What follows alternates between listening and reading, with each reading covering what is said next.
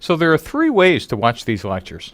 A good way is to kind of watch them and use the Udacity discussion forums to interact with other people watching these lectures.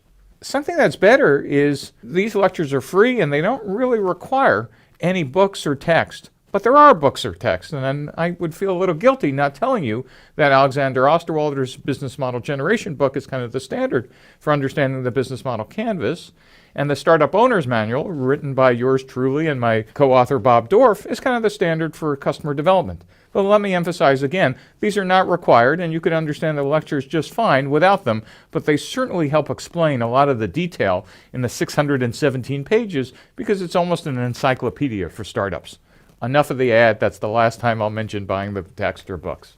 So the best way to watch these lectures is, instead of just watching them, to do everything above and also form a startup team and get outside of the building in between watching the lectures. And so you're actually watching the lectures as a guide for what you're supposed to be doing week to week.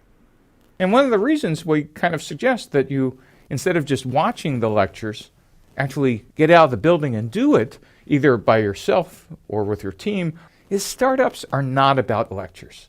And entrepreneurship is not about your grades, and this class is about the work you do outside the building after you watch the lectures, not how much the lectures you watch. Entrepreneurship is experiential, it's hands-on, and it's immediate and intense feedback. Let me show you several examples of what it looks like when you come back from your customer discovery efforts and have instructors critiquing your work.